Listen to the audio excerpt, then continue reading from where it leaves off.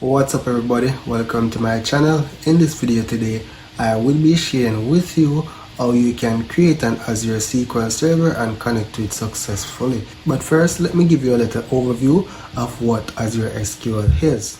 So what is Azure SQL Server Database? Azure SQL Server Database is a fully managed platform as a service database engine that handles most of the database management functions such as upgrading, patching, backups, and monitoring without user involvement. Now, the past capabilities that are built into Azure SQL Server Database enables you to focus on domain-specific database administration and optimization activities that are critical for your business, so you don't have to worry too much about anything like the underlying OS. So the first step is to log into your Azure portal, which as you can see here, I'm already in. Now the first step is to create a SQL server. Bear in mind this is different from a SQL Server VM or a Azure SQL Server VM.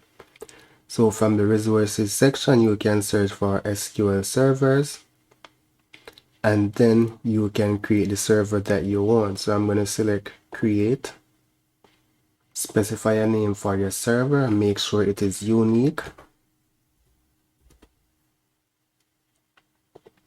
Select your region. Ensure it is a region that is close to your location. But for this, it doesn't really matter because it's a demo. Select your authentication mode, whether you're going to be using SQL Server authentication, Azure Active Directory authentication only, as well as you can use both SQL Server authentication and Azure Active Directory authentication.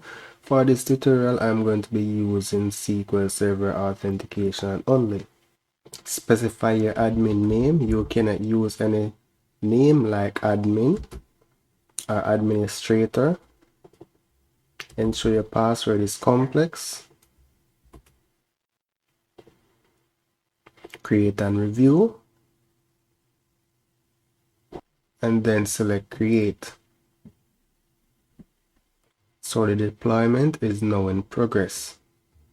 Once the deployment is complete, then we can create our database. And this is pretty much an overview of our SQL Server. Or you could search the resource section and then select SQL databases. And then once you're creating the database from here, it will then ask you to select the server that you want. So select your subscription, your resource group, specify your database name. I'm going to call this test. Now from the server section, select the server that you created. So I'm going to select EMZ. We don't want any elastic pool. We're going to keep the standard storage.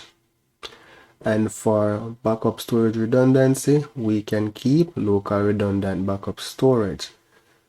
Select create. So over to the right here, the deployment is in progress. Select go to resources.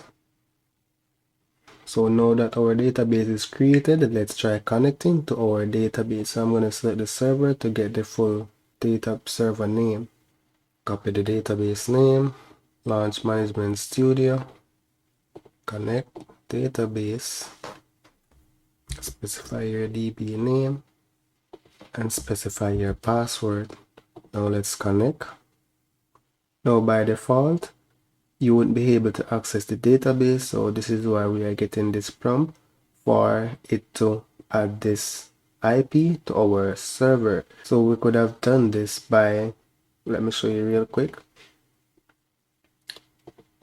Setting the server firewall, and then here you could add your IP. So let me select save. Now let me cancel this and try connecting. Connect. Now if I had signed in with my username and password previously, then I would be able to add my IP to the firewall rule as well. So let's expand databases and let's validate our database. So that's it for now guys. Thank you for watching. If you're new here, make sure you subscribe to my channel and look out for more simple videos like this. See you in the next video.